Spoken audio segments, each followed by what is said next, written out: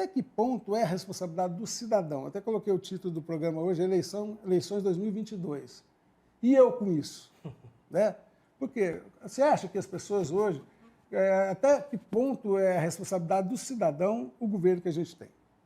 Aí a parte, né, que eu sempre tenho feito essa referência, o cidadão ele precisa aproveitar esse momento para poder nivelar o debate, não por baixo, mas por cima mesmo, avaliando o que esse candidato, seja qual for, pretende fazer. E mesmo que o seu candidato, o candidato da sua preferência perca, não é apenas dizer, o meu candidato perdeu, né, o outro é ruim, nada vai dar certo, não.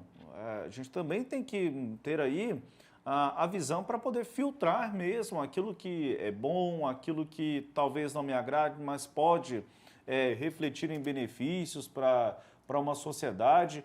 E a história, eu concordo contigo, eu entendo que ela também é uma espiral e vai se ajustando. E qual é a responsabilidade? Vocês falaram um pouco a respeito aí do Brasil inserido no cenário internacional. O próximo presidente, seja qual for, se Lula ou Bolsonaro, vai entrar no contexto, muito provavelmente, de recessão a nível mundial. Então o Brasil, o eleitor, ele precisa sair nesse instante desse debate e pensar assim, quais são os desafios que o próximo presidente vai precisar certamente enfrentar. E um deles é a nível mundial. É uma possibilidade de recessão por uma série de fatores de ordem macro e microeconômica, no nosso cenário interno também. O primeiro ano geralmente é um ano de ajuste de governo. Se o presidente Bolsonaro ele vencer, certamente vai fazer ajustes aí em relação àquilo que estava sendo desenhado até então. Se o ex-presidente Lula vencer as eleições, certamente pontos serão revistos. Então, o primeiro ano não é um ano fácil para a administração.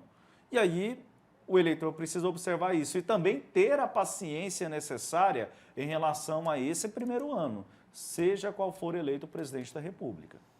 E sobre a pergunta, Estevão, e eu com isso, né, eu acho que o que o Samuel falou numa avaliação anterior, ela tem relação direta com isso, né? As pessoas estão sabendo mais como tudo funciona. Qual é a função do STF, criticado ou não? Tem gente que gosta de uma decisão, aquela mesma decisão cria insatisfação para uma outra parte da sociedade. Mas quem está satisfeito ou quem está insatisfeito com aquela decisão especificamente, no mérito dela, está entendendo como é que as coisas funcionam. E isso é uma coisa que a gente não tinha 10 anos atrás. As pessoas sequer sabiam que era Supremo Tribunal Federal, confundiam demais com o Superior Tribunal de Justiça, até hoje ainda há uma confusão, mas gradativamente as pessoas vão entendendo como é que funciona o sistema político brasileiro.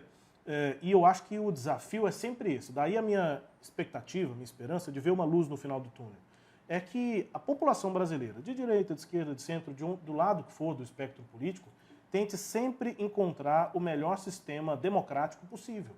É com STF, presidente e Congresso? Não é. Então vamos fazer as readequações majoritariamente na população, né, entre os eleitores. A gente tenta buscar quais são os melhores sistemas, mas é isso.